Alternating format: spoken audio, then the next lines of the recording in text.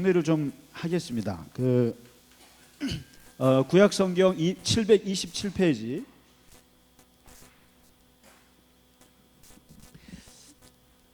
일단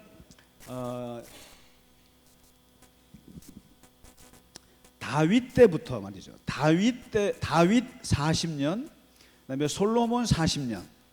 이때가 이제 통일 왕국 시대. 사울 40년, 다윗 40년, 솔로몬 40년. 이게 120년 가장 잘 나갔을 때 역사입니다. 통일 왕국 시대인데, 이렇게 다윗이나 솔로몬이 잘 나갈 수 있었던 이유는 본인들이 신앙도 좋고 실력도 있어서이기도 하지만, 근본적으로 주변 나라들이 약했어요. 다시 말해서 그때만 해도 제국이라는 게 없습니다. 그냥 블레셋 상대하면 되고, 그다음에 아람 상대하면 되고, 모압 상대하면 돼요. 에돔, 그냥 고만만 한 애들끼리 서로 싸우는 거예요. 삼국시대에 그냥 통일신라 백제가 아웅다웅 하듯이 그렇게 싸우면 되기 때문에 별로 이렇게 어려움이 없었습니다. 그런데 이제 솔로몬이 죽고 나서 나라가 두 개로 딱 갈라지면서부터 어떤 변수가 생기냐면은 제국이라는 게 생깁니다. 제국이라는 게 대표적으로 아수르 제국이라는 게 500년을 다스리거든요. 이게 아수르 제국, 그 이스라엘 위쪽을 쫙 반달, 초승달 아시죠? 거기를 장악했던 그 제국이 등장하면서 이게 이 국제 정세라는 게 판도가 달라집니다. 그러니까 그냥 제국 속에 다 작은 나라들은 다 빨려 들어가는 시대를 맞이했습니다. 그때부터 이제 5대 제국이 이제 형성이 되거든요. 아수르 제국이 한 500년 다스리고, 그 다음에 아수르를 무너뜨린 제국이 이제 우리가 얘기했던 바벨론 제국이 한 70년을 그 지역을 다스리고, 그 다음에 이 바벨론도 오래 못 가죠. 70년 하고 페르시아 제국이 한 200년을 쫙 장악합니다. 그 다음에 이 페르시아를 무찌른 게 알렉산더 아닙니까? 그리스 제국이 등장해서 한 300년을 끌고 갑니다. 그 다음에 가장 위대한 제국이 예수님 당시에 로마 제국.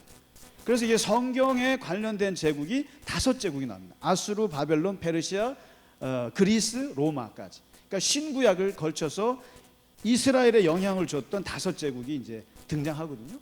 그러니까 이 제국이 등장하면서부터는 이스라엘이 뭐 마음대로 할 수가 없는데 이제 바로 이제 우리가 공부하셨던 350년의 남북 분열의 역사에서 북이스라엘은 아수르에게 망했지 않습니까? 기억나시죠?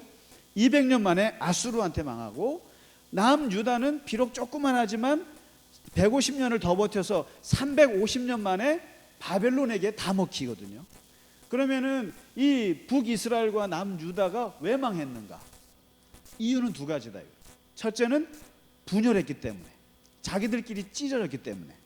이 분열이라는 게 제일 나쁜 것 같아요. 모든 공동체나 국가에 분열이었고, 2번째 망한 이유는 멍청한 지도자들 때문에, 잘못된 지도자를 만나서 결국 이 지도자들, 특히 남유다가 망할 때 보면요, 기가 막혀요. 왜냐하면 시드기야 아닙니까?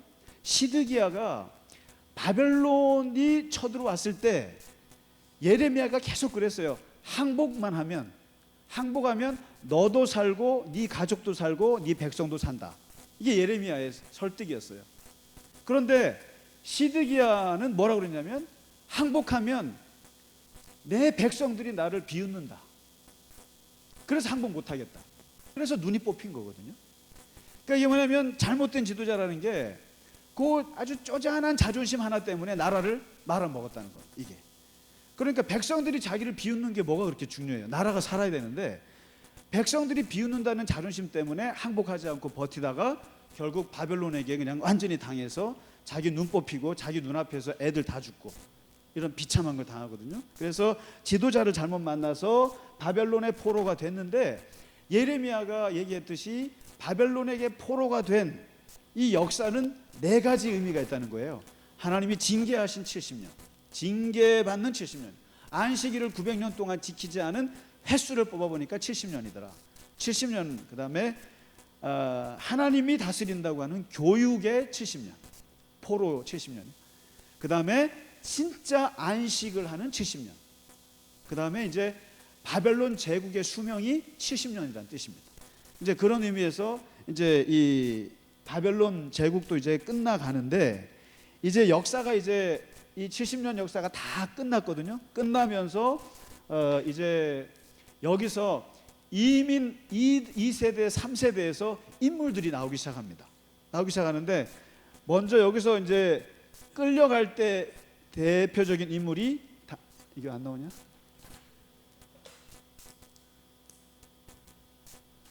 안 나오냐? 떠나갈 때, 포로로 끌려갈 때 대표적인 인물이 다니엘이라는 인물이 나오고요.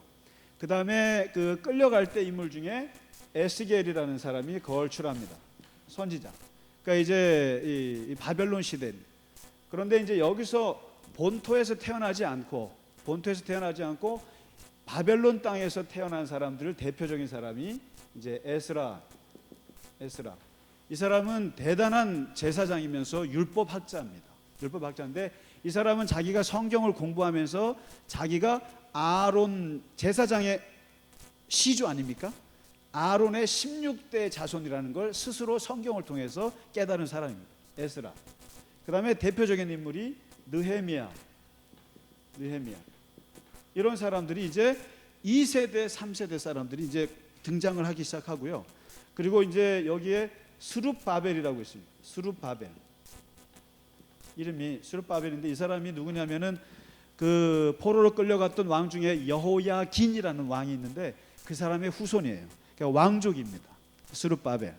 그리고 이제 여기에 선지자들 중에 학계라고 들어보셨습니까? 학계, 스가랴. 그 다음에 말라기. 이런 유명한 선지자들이 이 시대에 이제 등장합니다. 그리고 여기에 에스더가 등장합니다. 에스더. 이런 사람들이 요 바벨론 포로 시대와 이 이제 페르시아 시대의 양 두 시대를 살면서 이방 세계에서 성공한 사람들입니다. 이 인물들이. 결국에 이제 이 인물들이 70년 만에 자기 본토 예루살렘을 회복시키는데 하나님이 이 사람들을 들었쓰는데 이제 바벨론이 70년 역사를 바벨론은 왜 이렇게 일찍 끝났는가? 역사가 제국을 70년밖에 유지 못했어요. 왜 그러냐면은 그 느부갓네살 왕 이후에 변변한 왕이 나타나진 않았습니다. 그래서 한 몇 명 바뀌다가 그냥 끝나버렸어요. 70년 만에 이제 벨사살 왕이라는 왕을 끝으로 이제 끝나고, 이제 등장하는 게 이제 페르시아입니다. 오늘 공부하시고 페르시아 제국이 등장하는데, 이 제국이 대단한 제국입니다. 이게 완전히 이스라엘의 운명을 바꿔놓습니다. 페르시아를 세운 사람이 누구냐면 고레스라고 합니다. 고레스. 혹시 들어보셨습니까? 고레스. 이게 이제 일반 서점에 가시면 키루스라고 나옵니다. 키루스 2세. 그래서 무슨 뭐 교육학 책 보면은 키루스 2세의 교육법이라는 책이 나와 있어요. 굉장히 유명한 사람입니다. 이란의 시조입니다. 이란 사람들은 이 사람을 우리나라의 아버지라고 부릅니다. 국부라고 부릅니다. 이란의 국부입니다. 국부. 그리고 이스라엘 사람들은 이 사람을 뭐라고 그러냐면은 메시아라고 부릅니다. 이게 말이 됩니까? 그 다음에 하나님의 종이라고 부릅니다. 이스라엘 사람들이 하나님의 종. 그리고 하나님의 기름 부음 받은 사람입니다. 고레스. 그러니까 이방 왕을 놓고 메시아라고 이렇게 이스라엘 사람들이 극찬한 사람은 성경에 이 사람밖에 없습니다. 이 사람. 이 고레스라는 사람이 대단한 사람입니다. 이 사람이 누구냐면은 여기 지금 제 자료에 탄생 비사를 썼어요. 썼는데 그냥 읽어보시기 바랍니다. 간단하게 요약을 해놨는데 아주 재밌게 태어난 애예요. 할아버지가 왕이었는데 꿈에 자기 딸이 그냥 소변을 보는데 그 소변이 물이 오줌이 그냥 전 나라를 그냥 덮어버리는 꿈을 꿉니다. 그래서 이게 뭔가 했더니 해몽을 했더니 당신 딸이 낳는 애가 당신을 반역해서 나라를 통일시킨다. 그러니까 자기를 잡아먹는다는 거죠. 할아버지를. 그래서 딸을요 저기 그 천민한테 시집을 보내가지고 그렇게 했는데 애가 어쨌든 그 아들을 낳습니다. 딸이요. 딸을 낳았는데 낳았다는 얘기를 듣고 다시 또 이 할아버지가 얘를 죽이려고 자기 신하를 시켜서 암살을 해요.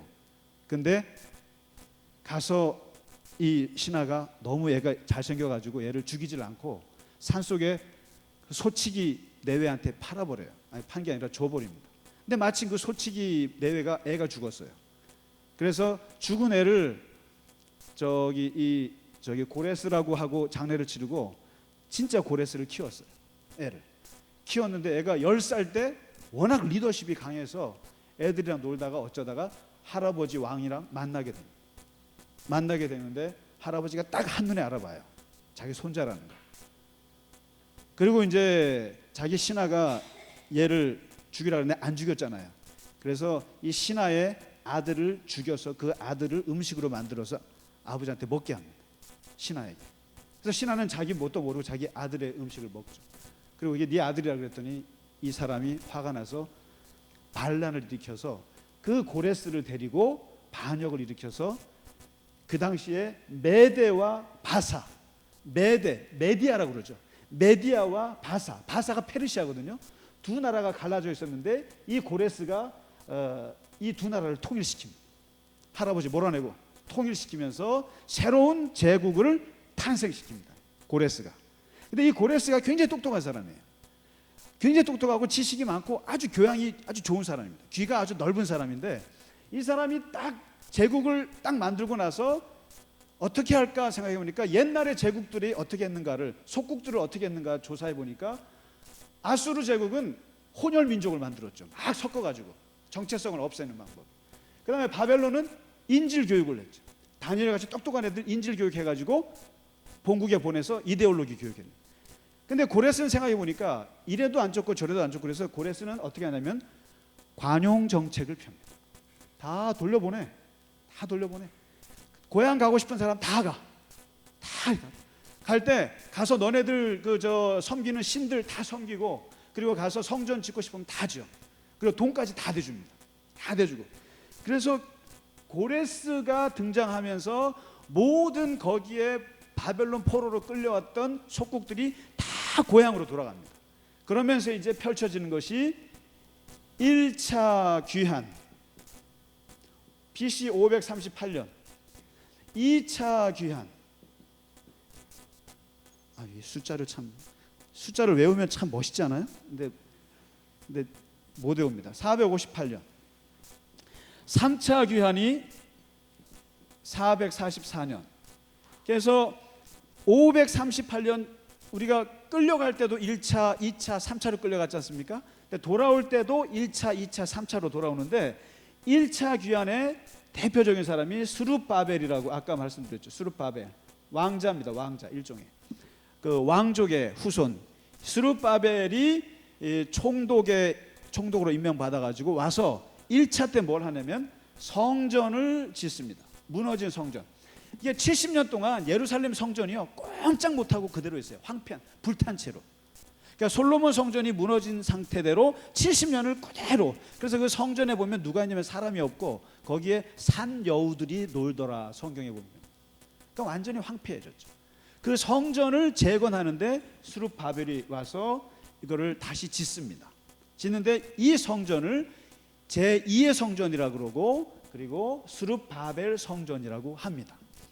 그래서 제1 성전은 솔로몬 성전이고요, 제2 성전은 스룹바벨 성전이고, 제3 성전이 뭐냐면 예수님 당시에 헤롯 성전입니다. 헤롯이 지어준 성전입니다. 근데 이 1, 2, 3 성전 중에 제일 규모가 작은 성전이 스룹바벨 성전입니다. 지었어요. 그 다음에 이제 80년 후에 2차 귀환을 하는데 누가 하냐면 에스라가 옵니다. 에스라. 아까 말씀드렸죠. 에스라라는 사람이 학자면서, 율법 학자면서 제사장이거든요. 그래서 쉽게 말하면은 뭐 이런 거죠. 목사면서 교수예요. 쉽게 말하면 목사하면서 교수, 양쪽을 다 하는 이 에스라인데, 이 사람은 머릿속에 뭐가 들어있는 사람이냐면은 모세의 율법을 완전히 여기다가 머리에 박은 사람이에요. 그래서 이 사람은 와가지고 무슨 운동을 일으키냐면은 율법 운동을 일으킵니다. 율법 운동. 그래서 우리가 바벨론에게 망한 이유가 모세의 율법, 모세에게 명하신 하나님의 말씀을 지키지 않아서 그렇다. 그래서 이 사람이 말씀 회복 운동을 일으킵니다. 율법. 그리고 또 한 가지 했던 게 뭐냐면은 그 이방 민족들이랑 섞어 사는 사람도 있죠. 섞어 살고 어떤 그 혼혈이 된 사람들을 전부 다 분리해서 아주 그냥 뭐 어떻게 보면은 그 아주 순혈로 만드는 그런 순혈주의 운동을 합니다. 요즘 보면 굉장히 좀 답답할 수 있는데 아주 그냥 이스라엘 사람들만 다시 선민의식을 이제 부추기는 거죠. 그래서 에스라가 이 운동을 하고요. 그 다음에 이제 마지막 오늘 공부하실 내용인데 오늘 마지막 이게 14년 후에 마지막에 누가 오냐면은 느헤미야가 등장합니다. 느헤미야. 오늘 이 굉장한 사람입니다. 이 사람이 느헤미야가 등장하는데요. 이제 마지막 이 느헤미야는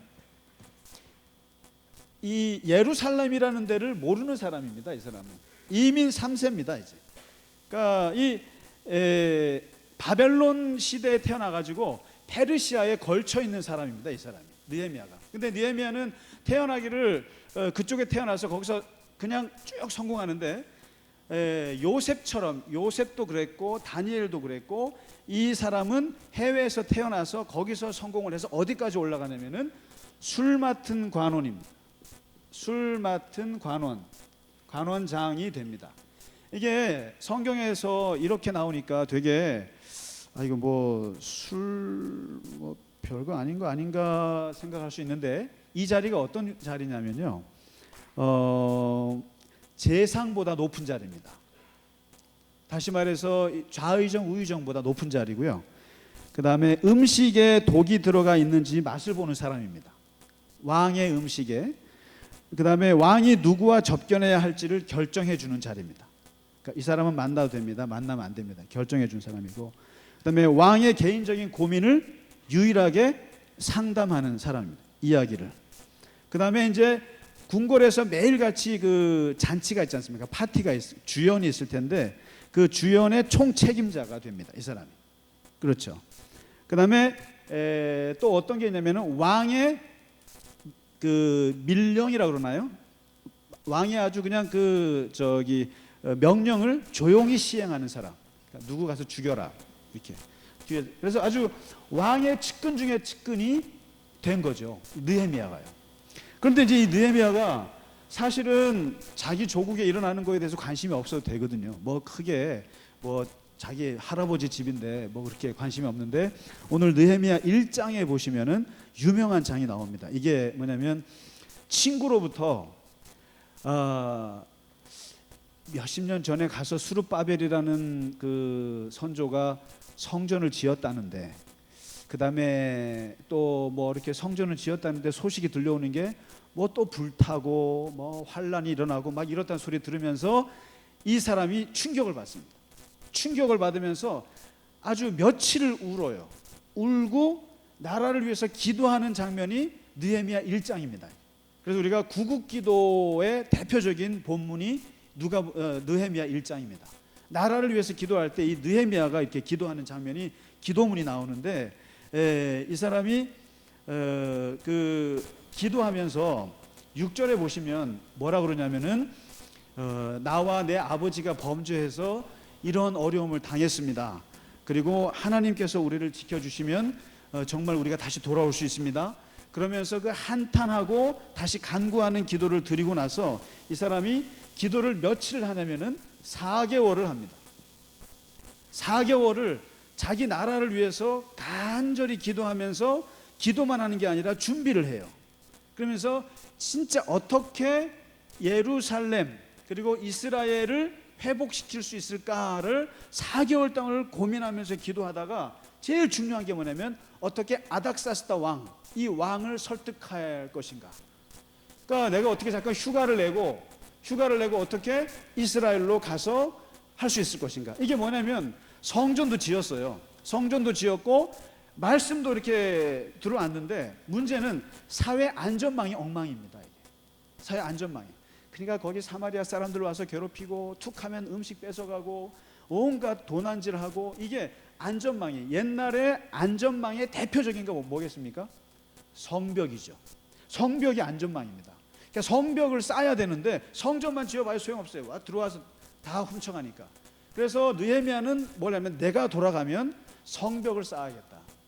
그래서 아무도 못 들어오게 바리케이트를 쳐서 안전하게 사회적 안전망을 만들어줘야겠다. 이 꿈을 가지고 하는데 왕을 설득해야 될 거 아닙니까? 어떻게 설득할 건가 하다가 전략을 쓰는데 수심 전략을 씁니다. 수심 전략. 뭔지 아세요? 수심 전략이 뭔지 아세요? 네, 얼굴에 인상 팍 쓰는 겁니다. 얼굴에 그냥 수심이 가득하게 살을 쫙 빼고 얼굴에 쫙 빼고 며칠 동안 세수도 안 하고 머리가 약간 흥크러지고 이런 상태에서 완전히 얘가 완전히 무슨 골머리를 썩고 있는 모습처럼 쫙 왕 앞에 보이죠. 그러니까 왕이 무슨 근심이 있느냐. 그때 이제 자기 조국을 얘기하고 그리고 너무나 가슴이 아프다는 얘기를 하면서 왕에게 허락을 받는데 어떤 허락을 받냐면은 12년 동안 휴가를 받습니다. 12년 동안 휴가를 받아요. 참 좋은 시대인 것 같아요. 이런 시대는요. 장로님 12년 동안 휴가 줄 수 있습니까 지금? 12년 동안 이스라엘 총독으로 임명을 받아서 가서 하고 와라. 그러니까 이 말은 그만큼 이 느헤미야가 왕의 신임을 얻었던 사람이다. 그래서 이 사람이 이제 그 성벽을 재건하기 위해서 총독으로 임명받아서 예루살렘으로 돌아옵니다. 돌아와서부터 이제 여기서 추진하기 시작하는데 이게 만만치 않습니다. 이게 느헤미야서를 한번 쭉 읽어보시면 나오는데 일단 첫 번째 엄청난 방해 공작에 시달립니다. 이 성벽을 짓는데 어떤 방해가 있겠습니까? 이게 유다 예루살렘 아닙니까? 예루살렘인데 이게 벌써 북쪽은 벌써 망했잖아요. 사마리아는 벌써 망했지 않습니까? 그러니까 이게 벌써 역사가 벌써 몇백 년 지나면서요 예루살렘은 다 황폐화됐죠. 그러니까 웬 이방 해외 동포가 갑자기 나타나갖고 뭘 짓겠다 그러니까 주변에 텃세가 엄청난 거죠. 텃세가 얼마나 심하냐면은 여기 이름 나오죠. 산발랍, 도비아, 이웃 5개 족속들, 기득권을 가진 5개 족속들이 달려들어서 방해를 합니다. 방해를 어떻게 하냐면은 전쟁을 선포합니다. 전쟁을 선포하고 그 다음에 비웃어요. 여우가 올라가도 무너질 걸, 여우가 툭 밟으면 무너질 걸 놀립니다. 그 다음에 느헤미야 암살 계획을 합니다. 느헤미야를 죽이려고 암살을. 그 다음에 유언비어를 퍼뜨려요. 어떻게 하냐면 느헤미야가 예루살렘 성벽을 지어놓고 페르시아 왕에게 반역해서 독립운동하려고 한다. 반란을 하려고 한다. 이런 식으로 유언비어를 퍼뜨립니다. 이러면서 그냥 전쟁의 위협, 그 다음에 유언비어, 암살 위험 이런 상황에서 느헤미야가 어떻게 하냐면은 그 노동자들과 더불어서 두 가지를 들게 합니다. 하나는 곡괭이 같은 거, 쟁기를 들고 한쪽에는 칼을 차고 이제 공사를 시작합니다. 성벽 쌓기를. 그러니까 일하다가 쳐들어오면 칼로 또 싸우고 그리고 또 다시 일하고 칼하고 쟁기를 같이 들고 이제 하면서 끊임없이 이거를 이제 그냥 밤낮으로 가림없이 그냥 추진을 해요. 그 다음에 두 번째 뭐에 부딪히냐면은 내부의 부패 문제. 내부의 부패. 이게 뭐냐면 중간 노동자들, 중간 간부들이 그 노동자들의 돈을 갈취하는 일이 벌어집니다. 갈취하면서 중간 노동자들이 그냥 뭐 임금을 떼어먹고 이런 거예요. 같은 민족끼리. 그걸 보면서 이제 느헤미야가 엄청나게 이제 경책을 하고 그리고 느헤미야가 본을 보이는데 12년 동안 총독으로 있는 시절 동안 월급을 받지 않아요. 월급을 안 받습니다. 본인 스스로가 12년 동안. 무슨 돈으로 살았는지 모르겠어요. 뭐 왕이 준 돈이 있는지 비자금이 있는지 몰라도 월급을 안 받고 철저하게 그걸 합니다. 이런 식으로 한쪽에 칼을 차고 한쪽에 쟁기를 하고 그리고 내부 부패들을 개혁해 나가면서 결국에 며칠 만에 성벽을 끝내냐면은 52일 만에 끝냅니다. 기가 막힌 기록입니다. 그게 모르겠어요. 사이즈가 어느 정도 되는지 몰라도 이게 밤낮 없이 추진한 거예요. 그래서 이 느헤미야의 아주 강력한 리더십이 워낙 성경에서 인상적이어가지고 우리나라 연세대학교에 박영일 박사님이라고 계신데 누군지 아시는지 모르겠습니다. 오셔야 되는데 끝나고 가셨네. 박영일 박사님께서 석사 논문에 느헤미야의 리더십을 쓰셨어요.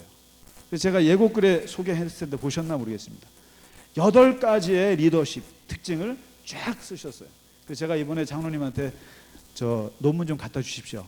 제가 같이 공부했기 때문에 알거든요. 그래서 느헤미야에서 거기서 정리했는데, 그러니까 이렇게 아주 강력한 카리스마와 그리고 아주 변혁적인 그리고 아주 윤리적인 그리고 아주 아주 상황적이고 그다음에 팀 리더십이 강한 이런 느헤미야의 리더십으로 52일 만에 성벽을 완성하고, 오늘 8장에 한번 느헤미야 보시면 마지막 나옵니다. 딱 봉헌식을 합니다. 에스라와 함께 봉헌식을 하고, 에스라가 율법책을 읽어주고, 그리고 막 성벽을 쌓고 이제 성전도 다 세워지고, 거기에서 이제 율법책을 읽으면서 쫙 하는데 전부 다 사람들이 펑펑 울어요. 펑펑 울면서 자기가 우리 민족이 하나님의 율법을 지키지 않아서 70년 동안 이렇게 고생을 했고 이제 겨우겨우 돌아와서 다시 성전을 회복하고 성벽을 쌓아서 나라다운 나라로 이제 시작하려고 하는 그 봉헌 예배 때 전부 다 눈물을 펄펄 흘리면서 웁니다. 울 때 이때 8장 10절에 느헤미야가 백성들에게 한 유명한 말이 있어요. 그 말이 참 뭐냐면, 너희는 오늘 가서 먹고 마시고 그리고 사람들에게 나누어 주라. 이날은 우리 주의 성일이니 근심하지 말라. 그리고 이 말이 유명합니다. 여호와로 인하여 기뻐하는 것이 너희의 힘이니라. 여호와를 기뻐하는 것이 너희에게 능력이다, 이런 얘기를 합니다. 그러니까 여호와를 즐거워하는 것이 너희에게 큰 힘이 될 것이다. 아주 신앙의 근본적인 얘기를 합니다. 그러면서 그 70년 동안 눌려 살았지 않습니까? 그리고 70년 동안 하나님을 기뻐해 본 적이 없어요, 이 사람들이. 그러다가 이제 성전을 짓고 율법을 다시 받고 성벽을 쌓으면서 하나님께 예배드리면서 그걸 얘기하는 거예요. 여호와를 기뻐하라 이제. 그리고 우리가 눌려왔던 그걸로는 못 산다 이거. 그러니까 여호와를 기뻐하는 것이 너의 힘이 될 것이다. 그래서 다시 새로운 시대를 여는 이야기를 하면서 느헤미야가 끝납니다. 그렇게 해서 이제 이제 무너졌던 성전이 회복이 되고, 그 다음에 성벽이 쌓이고 말씀 율법이 이제 시작되면서 이렇게 해서 일단은 구약의 역사가 끝납니다. 이게. 그래서 이 페르시아 제국으로 해서 이제 끝나고, 그 다음부터 사실은 이게 이렇게 돼서 그럼 이스라엘이 그럼 다 회복하느냐? 그렇진 않습니다. 않고요. 정말 이때부터 더 어려워져요, 사실. 더 어려워지고 옛날에 다윗 때 같은 영화가 돌아오지 않습니다. 이게. 돌아오지 않으니까 사람들이 메시아가 언제 오시나, 우리는 언제 회복이 되나 이러다가 계속 다운되고, 페르시아 제국 밑에서. 그러면서 이제 사람들이 막 지쳐갈 때 나타났던 선지자들이 스가랴 선지자, 학개 선지자. 그러면서 사람들이 11조도 안 하기 시작하고 막 그러면서 11조 하라고 한 게 말라기. 그래서 이제 마지막 선지자들이 그렇게 등장하면서 이제 끝납니다. 그래서 구약이 끝나고요. 오늘은 이제 마지막 시간이라 한번 이 바벨론 시대가 얼마나 인상적이었는지, 그 바벨론 시대의 포로로 끌려간 거, 이거 70년하고 애굽에서 노예로 살았던 400년하고 항상 비교를 하거든요. 근데 이 400년 역사는 아예 묻혀 있어서 잘 몰라요. 그런데 이 바벨론, 하나님의 민족이 된 이후에 바벨론의 70년에 끌려간 역사는 이스라엘 사람들이 잊지를 못해요. 그래서 이 역사가 너무 슬퍼서 이 슬픔의 기록을 한 게 시편 137편입니다. 한번 보시면 좋습니다. 이게요, 이 시편 137편은 한번 좀 여기 지금 여기 제가 자료에도 있습니다. 여기 보셔도 됩니다. 이게 바벨론 그발 강가에서 강제 노동하면서 자기들이 시온을 그리워하며, 그리고 이방 나라에서 노래를 부르지 못하는, 찬양을 할 수 없는 그런 처지들을 슬퍼하면서 쓴 게 137편이거든요. 137편인데 이 137편을 오늘날 베르디가 그걸 딱 보고 137편을 보고 영감을 받아서 쓴 노래가 뭐겠습니까? 히브리 노예들의 합창이죠. 히브리 노예들의 합창이라는 게 바로 그 바벨론 포로 시대를 살던 이스라엘 사람들의 비참함과 슬픔과 이런 것들을 담아낸 하나님을 위해서, 하나님을 향해서 불렀던 그 탄원의 노래가 히브리 노예들의 합창이고, 그 다음에 또다시 혹시 70년대 보니엠이라고 아세요? 보니엠 아시죠? 그 흑인들 가수도 있지 않습니까? 4인조인가 5인조인가 70년대 아주 히트했던 노래가 있습니다. The Rivers of Babylon 노래 아시죠? 그 노래를 부르죠. 그 노래는 노래 자체가 굉장히 흥겨운 거 보여도 내용은 굉장히 슬퍼요. 여기 제가 적어놨죠. 바벨론 강가에서 우리들은 앉아 있었어요. 시온을 생각하며 눈물을 흘렸어요. 사악한 무리들이 우리를 납치해서 끌고 가서 노래를 부르래요. 노래를 부르래. 근데 우리가 어떻게 이방 땅에서 주님의 노래를 부를 수 있겠어요? 주님의 눈앞에서 우리를 거두어 주소서.